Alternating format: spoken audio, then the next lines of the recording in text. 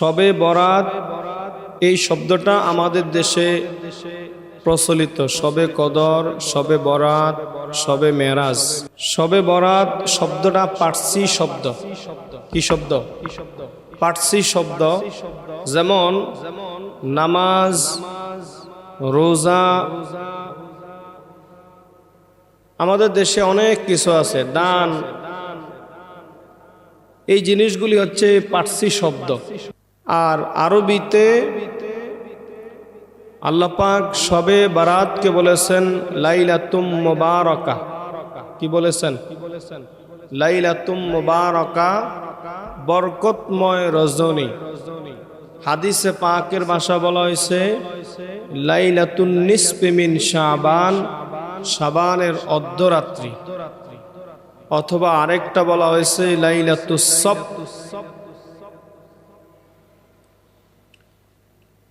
আবার বলা হয়েছে ঈদুম মালাইকা। তো কয়েকটা ভাষায় হাদিসে পাকের মধ্যে লাইলাতুল বারাত সম্পর্কে আলোকপাত বর্ণনা করা হয়েছে। তো পবিত্র লাইলাতুল বারাত তথা শবে বরাতের মধ্যে এই যে রজনীটা, এই রজনীর মধ্যে অনেক ফজিলত রয়েছে। শুরুতে আল্লাহ পাক লাইলাতুল বারাত সম্পর্কে, শবে বরাত সব মানে হচ্ছে রাত্র, বরাত মানে হচ্ছে ভাগ্য, ভাগ্যের রাত্র বা ভাগ্যের রজনী। আল্লাহ পাক কোরআনে কারীমের মধ্যে বলছেন হামিম। এটা হরফে মুকাত্তাত। এই শব্দ শুধু আল্লাহ ওয়া রাসূল আ'লাম। মুফাসসিরিনে কেরাম বলেছেন এই শব্দ শুধু আল্লাহ এবং তার রাসূলে পাক জানেন। আল্লাহ এবং তার রাসূলে পাক এই দুইজন ছাড়া পৃথিবীর জমিনে লাইলাতুল হরফে মুকাত্তাত সম্পর্কে আর কেউ জানে না। যেমন আলিফ লাম মিম, এগুলি হরফে মুকাত্তাত, শুধু আল্লাহ এবং রাসূল জানেন এর মর্মার্থ, এর অর্থ, এর বিস্তারিত কি আছে, দুনিয়ার আর কেউ জানেন না। আর পরবর্তীতে আল্লাহ বলছেন ওয়াল কিতাবিল মুবিন। এই কিতাব হচ্ছে বিজ্ঞানময় কিতাব। কি কিতাব? বিজ্ঞানময় কিতাব।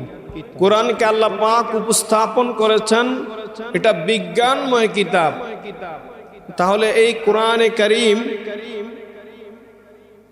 এটা তো সাধারণ কোনো কিতাব নয়। আল্লাহ বলছেন যালিকাল কিতাবু লা রাইবা ফীহি হুদাল লিল মুত্তাকিন। এই কোরআনে কারীমের মধ্যে কোনো সন্দেহ নাই। এটা শুরুতে আল্লাহ বলছেন, এটা শুরুতেই বলে দিয়েছেন এটা ওই কিতাব। যালিকাল কিতাবু, হাযাল কিতাবু বলে না, এই কিতাব বলেন, এটা ওই কিতাব। যালিকাল কিতাবু লা রাইবা ফী, এটার মধ্যে কোনো সন্দেহ নাই। হুদাল লিল মুত্তাকিন, যারা ঈমানদার, যারা আল্লাহ রাসূলকে মানবে তাদের জন্য এটা হেদায়েতের, মুত্তাকিনদের জন্য এটা হেদায়েতের পথ স্বরূপ, পদস্বরূপ। সুবহানাল্লাহ বলেন। তা আল্লাহ বলছেন ওয়াল কিতাবিল মুবিন, এটা বিজ্ঞানময় কিতাব। ইন্না আনজালনাহু ফি লাইলাতিন মুবারাকাতিন ইন্না কুন্না মুনজিরিন। সুবহানাল্লাহ বলেন না। আল্লাহ বললেন ইন্না আনজালনাহু ফি লাইলাতিন মুবারাকা, আমি এটা বরকতময় রজনীতে আমি এটা অবতীর্ণ করেছি। এই কোরআনকে আমি এই বরকতময় রজনীতে, অর্থাৎ পবিত্র এই শবে বরাতের রজনীতে আল্লাহ পাক কোরআনকে নাজিল করেছেন। সুবহানাল্লাহ বলেন। ইন্না কুন্না মুনজিরিন, নিশ্চয় আমি হচ্ছি সতর্ককারী। আমি আল্লাহ সব দিকে সতর্ককারী। মানুষ কে কি করে না করে আমি সব দেখি, শুনি, জানি, বুঝি, সব আমার নাগালে। এজন্য আল্লাহ বলছেন আমি সতর্ককারী। আমি শুধু কোরআন কিতাবকে অবতীর্ণ করেছি, এই ক্ষেত্রে আমি অনেক সতর্ককারী। তারপর আল্লাহ বলছেন ফিহা ইউফরাকু কুল্লু আমরিন হাকিম, কয় এই রাত্রির মধ্যে আমি বরকতময় যত কাজ আছে, এই হিকমতপূর্ণ যত কাজ আছে, আমি এই রাত্রির মধ্যে আমি বন্টন করে থাকি। সুবহানাল্লাহ। কোন রাতে? শবে বরাতের রাত্রির মধ্যে। এখন আল্লাহ বলছেন ইন্না আনজালনাহু ফি লাইলাতিন মুবারাকা, আমি এই রাত্রে কোরআনে কারীম অবতীর্ণ করেছি। আবার আরেক জায়গায় তো আল্লাহ বলছেন ইন্না আনজালনাহু ফি লাইলাতিল কদর, আমি কদর রাত্রিতে কোরআন নাজিল করেছি। তো কোনটা সত্য? কি আল্লাহ তো দুই জায়গায় বললাম আমি এই রাত্রে সবে কদর রাত্রে করলাম, আবার আল্লাহ তো বলল এই সবে বরাত রাত্রে করলাম। তো কোনটা সঠিক? দুইটাই সঠিক। সুবহানাল্লাহ বলেন না? আল্লাহ বলছেন কোরআনের বাড়ি কোথায় জানেন? আল্লাহ বলছেন বাল হুয়া কুরআনুম মাজিদ, বাল হুয়া, বরং কোরআনটা বরকতময় একটা কিতাব, মর্যাদাপূর্ণ একটা কিতাব। ফি লাউহিম মাহফুজ, কয় এই কোরআন এটা সংরক্ষিত ছিল লাউহিম মাহফুজ, এটা লাউহে মাহফুজের মধ্যে, এটা লাউহে মাহফুজের মধ্যে, এটা তার বাড়ি, কোরআনের বাড়ি লাউহে মাহফুজ। আল্লাহ পাক সর্বপ্রথম সব কিছু সৃষ্টির আগে আমার রসুলে কারিমকে যখন সৃষ্টি করলেন, আমার রসুলে কারিমের জন্য কিতাব নির্ধারণ করলেন। সব নবীরা যেমন নবীদেরকে সৃষ্টি করলেন, তাদের জন্য যেমন কোরআন বিভিন্ন কিতাব নির্দিষ্ট করলেন, তেমনি ভাবে আমার নবীজিকে যখন আল্লাহ পাক সর্বপ্রথম সৃষ্টি করলেন, সঙ্গে সঙ্গে আমার রসুলের জন্য কিতাবও সৃষ্টি করে রেখে দিলেন। কোথায় রেখে দিলেন?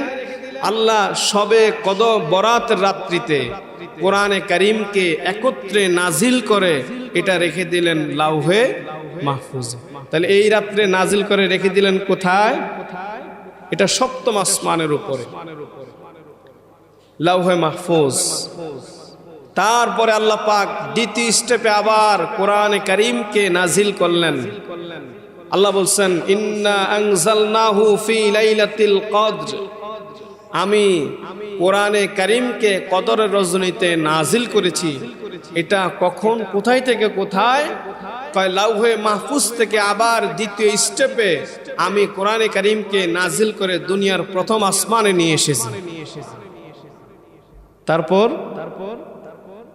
তৃতীয় স্টেপে কোরআনে কারীমকে নবীজির দরবারে 23 বছরে একটু একটু 5 আয়াত, 1 আয়াত, 2 আয়াত, একটা সূরা, এইভাবে করে 23 বছরে আমার নবীজির দরবারে জিব্রাইল দুনিয়ার প্রথম আসমান থেকে যখন আল্লাহ হুকুম করেছেন, জিব্রাইল আমার নবীজির দরবারে নিয়ে এসেছেন। সুবহানাল্লাহ বলেন। তা আমার নবীজির দরবারে এসেছে সর্বপ্রথম সূরা আলাকের 5 আয়াত নিয়ে এসেছেন। ইকরা বিসমি রাব্বিকাল্লাযী খলাক, কোরআনের সর্বপ্রথম যেই আয়াত নাজিল হয়েছে সূরা আলাকের 30 পারার সূরা আলাকের প্রথম 5 নম্বর আয়াত। ইকরা বিসমি রাব্বিকাল্লাযী খলাক, খলাকাল ইনসানা মিন আলাক, ইকরা ওয়া রাব্বুকাল আকরাম আল্লাযী আল্লামা বিল কলম আল্লামাল ইনসানা মা লাম ইয়ালাম। আল্লাহু আকবার বলেন না? এই সর্বপ্রথম আয়াত নাজিল করেন, আর সর্বশেষ আয়াত নাজিল করেছেন আল্লাহ রাব্বুল আলামিন ওই যে আরাফাতের ময়দানে আল্লাহ পাক আয়াতে কারীমা নাজিল করেছেন। তারপরে আরাফাতের ময়দানে সর্বশেষ আয়াত দিয়ে এটা কোরআনে কারীম শেষ হয়েছে।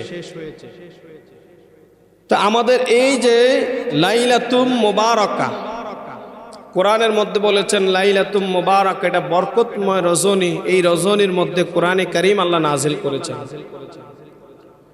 এটা একটা বরকতময় দেখে এই রাতটা। তো এই রাতের মধ্যে যখন এই রাতটা আসতো তখন আমার নবীজি চলে যেতেন জান্নাতুল বাকির মধ্যে, সেখানে গিয়ে আমার নবীজি জিয়ারত করতেন।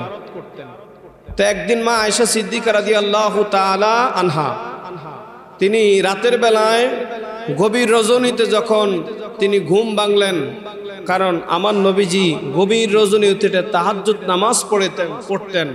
আমার নবীজির স্ত্রীগণ যারা ছিলেন সবাই কিন্তু তাহাজ্জুদের নামাজ আদায় করতেন। সুবহানাল্লাহ বলেন। রাতের বেলায় যখন উঠলেন, উঠে দেখেন যে নবীজি বিছানার মধ্যে নাই। তিনি দেখলেন ঘরের মধ্যে, হুজরার মধ্যে কোথাও নেই। তিনি চিন্তায় পড়ে গেলেন। তারপরে তিনি জান্নাতুল বাকির মধ্যে গেলেন। সেখানে গিয়ে দেখলেন আমার নবীজি জান্নাতুল বাকির মধ্যে জিয়ারত অবস্থায় রয়েছে।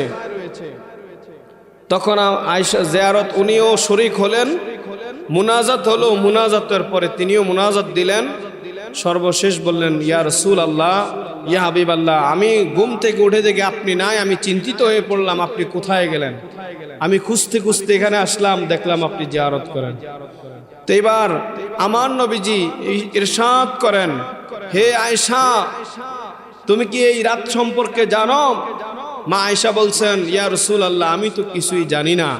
তখন আমার নবীজি বলছেন, ক্বালা ইন্নাল্লাহা তাবারাকা ওয়া তাআলা ইয়ানজিলু লাইলাতুন নিসফি মিন শাবান ইলা সামাঈদ দুনিয়া ফায়াগফিরু মিন আদাদে শারে গনামে কলব। সুবহানাল্লাহ বলেন না। তিনি বললেন, নিশ্চয় আমার আল্লাহ তাআলা ইয়ানজিলু লাইলাতুম মিন নিসফি মিন শাবান, শাবানের অর্ধরাত্রিতে আল্লাহ পাক ইলা সামাঈদ দুনিয়া, আল্লাহ পাকের রহমতের ফেরেশতাদেরকে নাজিল করেন। সুবহানাল্লাহ বলেন না।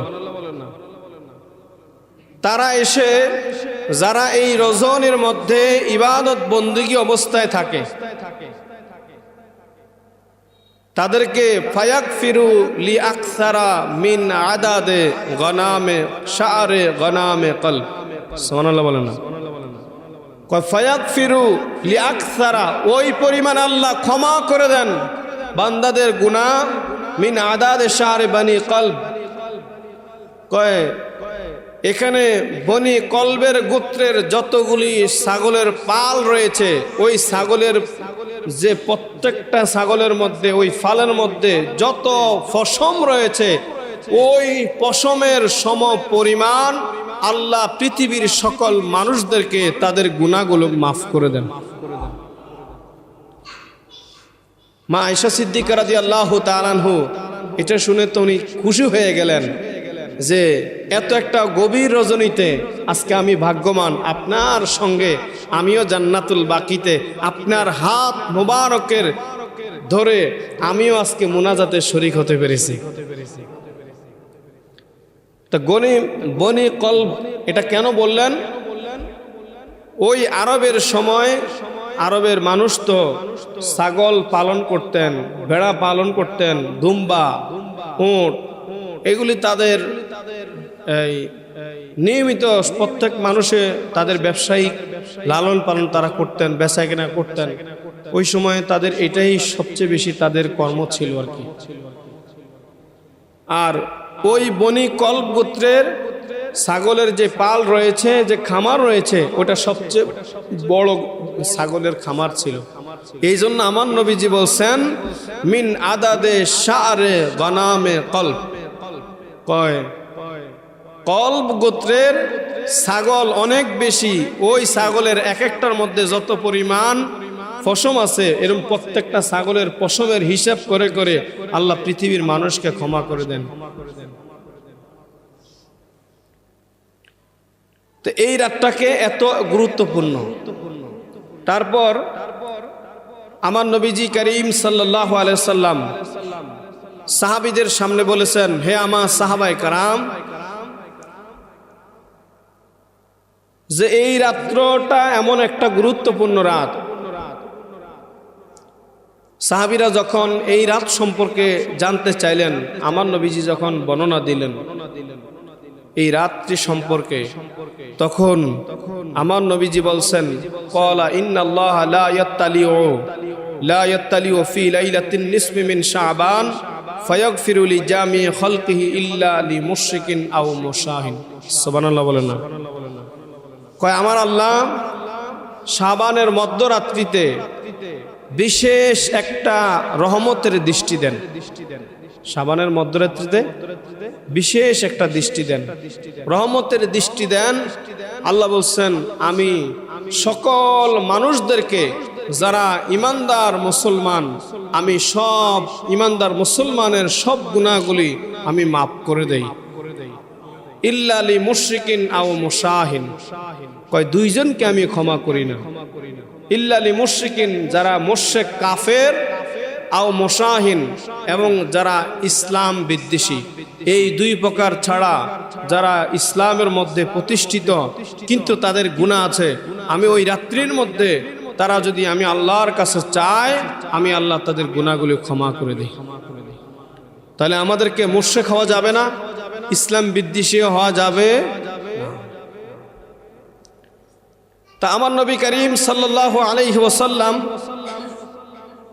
এই মাসের মধ্যে জিয়ারত করে বুঝিয়ে দিয়েছেন যে এই রাত্রির মধ্যে জিয়ারত করাটাও একটা বরকতপূর্ণ কাজ, ঠিক কিনা?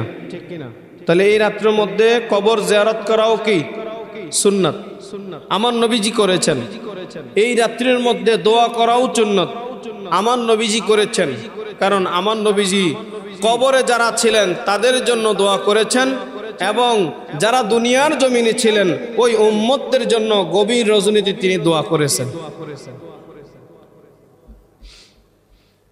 কবর জিয়ারত এখন অনেকে করতে চান না। আমার নবী করিম সাল্লাল্লাহু আলাইহি সাল্লাম বলেছেন, নাহাইতুকুম আন জিয়ারাতিল কুবুর, হে আমার সাহাবা ইকরাম, ইসলামের প্রথম যুগে আমি তোমাদেরকে কবর জিয়ারত করতে নিষেধ করেছিলাম। ফাজুরুহা, এখন তোমরা কবর জিয়ারত করো। ওয়া তুজাহিদুদ দুনিয়া ওয়া তুযাক্কিরুল আখিরা। সাহাবা ইকরাম যখন জিজ্ঞেস করলেন, ইয়া রাসূলুল্লাহ, ইয়া হাবিবাল্লাহ, কবর জিয়ারত করলে কি হবে? সাহাবা ইকরামকে আমার নবীজি বলছেন, ওয়া তুজাহিদুদ দুনিয়া ওয়া তুযাক্কিরুল আখিরা, কয় দুনিয়া বিমুখ হবে এবং আখিরাতের কথা কবরের কাছে গেলে স্মরণ হবে। স্মরণ তো হবেই হবে। তুমি যখন কবরের কাছে যাচ্ছ, তোমার আওলাদের কবরে, তারাও তোমার এই সূরা কেরাত শুনে জিয়ারতের কারণে তাদের গুনাহগুলি মাফ হবে, কবরে শান্তি হবে, এবং দুনিয়ায় তোমার জীবনের গুনাহগুলি মাফ হবে। তাহলে লাভ আছে না? তো এই রাত্রের মধ্যে কবর যাওয়া দরকার আছে না নাই? আমার নবীজি গিয়েছেন কিনা? এখন দয়া করে ফতুয়া দিবেন না, কবরের কাছে যাওয়া দরকার নাই, জিয়ারত করা দরকার নাই, জিয়ারত করা বেদাত, অনেক রকমের কথা বলেন। দয়া করে বলবেন না। আমার নবীজি জিয়ারত করেছেন, আমরা জিয়ারত করতে রাজি আছি কিনা? তারপরে আমার নবী করিম সাল্লাল্লাহু আলাইহি ওয়াসাল্লাম এই মাসটা আসলে আমার নবীজি বলছেন, রজব শাহরুল্লাহ, রজব মাস হচ্ছে আমার আল্লাহর মাস। শাবান ও শাহরি, শাবান মাস হচ্ছে আমার নিজের মাস। রমাদান ও শাহরু উম্মতি, রমজান মাস আমার উম্মতের মাস। সুবহানাল্লাহ বলেন। তাহলে আমার মাস শাবান ও শাহরি, আমার মাস হচ্ছে আমার মাস, শাবান মাস আমার। ওয়ান উম্মে সালামা রাদিয়াল্লাহু তাআলা আনহা قالت رأيت النبي صلى الله عليه وسلم يصوم شهرين متتابعين إلا شعبان ورمضان। সুবহানাল্লাহ বলেন না? আমার নবী হযরত উম্মে সালামা রাদিয়াল্লাহু তাআলা আনহা উনি বলতেছেন, রাআইতুন নাবিয়্যা সাল্লাল্লাহু আলাইহি ওয়াসাল্লাম, আমি আমার নবীজিকে ইয়াসুমু, এত রোজা রাখতে কখনো দেখি নাই, শাহরাইনে মুতাতাবিআইনে ইল্লা শাবানা ওয়া রমাদান, কয় রমজান মাসের পরে শাবান মাসে, অন্য শাবান রমজান মাসের পরে শাবান মাস ব্যতীত অন্য কোন মাসে আমি এত রোজা রাখতে আমার রাসূলকে দেখিনি। সুবহানাল্লাহ। তাহলে তিনি এই মাসে কি করেছেন? অধিক পরিমাণে রোজা রেখেছেন। আরেক হাদিসের মধ্যে তিনি আবার বলতেছেন, কয় আমি কোন কোন সময়, মা আয়েশা সিদ্দিকা বলতেছেন, কোন কোন সময় আমি দেখেছি নবীজি এমন ভাবে রোজা রাখা শুরু করেছেন মনে হয় যেন একবারে রমজান মাসের মতোই, আর তিনি কোনো রোজাই ভাঙবেন না। সুবহানাল্লাহ বলেন। এখন আমাদের জন্য বার্তা কি? আমাদের জন্য বার্তা আমার রাসূল দিয়ে গেছেন। আমার নবীজি প্রতি সোমবারে রোজা রাখতেন। আমার নবীজি বলছেন উলিত্তু ফিহি, এটা আমার জন্মদিন, আমি এই কারণে আমি রোজা রাখি। আর তিনি প্রতি মাসে রোজা রাখতেন 13, 14, 15 আইয়ামে 20 রোজা রাখতেন। সাহাবায়ে কেরাম জিজ্ঞেস করলেন, ইয়া রাসূলুল্লাহ, ইয়া হাবিবাল্লাহ, এই রাতের মধ্যে আপনি যে এই 3 দিন রোজা রাখলে এটার ফজিলত কি? তখন আমার নবীজি বলছেন, যে ব্যক্তি প্রতি মাসে আইয়ামে 20 3টা রোজা রাখবে, রব্বুল আলামিন তাদের 1 বছরের জীবনের গুনাহ মাফ করে দিবেন। কয় বছরের? 1 বছরের। তাহলে হাদিসে কারীমের মধ্যে আমার নবীজি বলছেন, ইজা কানাত লাইলাতুন নিসফি মিন শাবান ফাকুমু লাইলাহা ওয়া সুমু নাহারাহা। সুবহানাল্লাহ বলেন না? আমার নবীজি বলছেন, ইজা কানাত লাইলাতুন নিসফি মিন শাবান ফাকুমু লাইলাহা, যখন শাবানের রাত্রি আসবে, লাইলাতুম মুবারাকার রাত্রি আসবে, ফাকুমু লাইলাহা, রাত্রের বেলায় তোমরা ইবাদত করো, দণ্ডায়মান হও, রাত্রি জেগে তোমরা ইবাদত করো, ওয়াসুমু নাহারাহা, এবং পরের দিন তোমরা একটা রোজা রাখো। সুবহানাল্লাহ বলেন না? রাত্রের বেলায় কি করো? ইবাদত করো, পরের দিন রোজা রাখো। তাহলে একটা রোজার কথা বলা হয়েছে। যেহেতু আমার নবীজি 13, 14, 15 এই 3 দিন আইয়ামে 20 রোজা রাখতেন, সবে বরাতে আইসা একটা যোগ হয়, লাস্টের দিন যেহেতু মিলে যায়, এই জন্য আমরা একটু একটা রাখা আছে, ঠিক আছে, কিন্তু আমরা যদি 3টা রোজা রেখে দেই 13, 14, 15, তাহলে আমরা 1 বছরের রোজা রাখার, নফল রোজা রাখলে যে সওয়াব হবে, আমরা ওই 1 বছর নফল রোজা রাখার সওয়াব এবং 1 বছরের যে যত গুনাহ আছে আল্লাহ সব গুনাহ মাফ করে দিবেন। তাহলে আমরা যারা রোজা রাখবো, আমরা চেষ্টা করব 3টা রোজা রাখতে। কয়টা? আইয়ামে 20 রোজা হয়ে গেল, 2টা আপনি রাখলেন, আর একটা তেমনি রাখলেন, 3টা হয়ে গেল।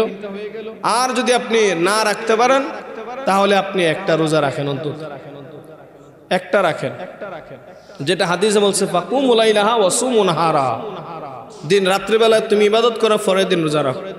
আর যারা 3টা রোজা রাখবেন, আপনার সোমবার, মঙ্গলবার, বুধবার, বলেন না, সোমবার, মঙ্গলবার, বুধবার, এই 3টা রোজা রাখবেন। তাহলে রবিবার রাত্রে সাহারি খাবেন, সোমবারে রোজা রাখবেন, সোমবারে সাহারি খাইলে মঙ্গলবারে দিনের বেলা রাখলেন, মঙ্গলবারে আবার ইবাদত করলেন সারা রাত্র, বাস সাহারি খেয়ে ফজর নামাজ পড়ে পরের দিন রোজা রাখলেন। 3টা রোজা রাখবেন, আল্লাহ পাক 1 বছরের রোজা, নফল রোজা রাখার সওয়াব আল্লাহ দান করুন। আল্লাহ পাক আমাদের সবাইকে এই শবে বরাতে ইবাদত বন্দেগী করার, কোরআন তেলাওয়াত করার, নামাজ পড়ার তৌফিক দান করে, সকল বলি আমিন। আর আমরা এই রাত্রিতে আমরা ইবাদত বন্দেগী করব,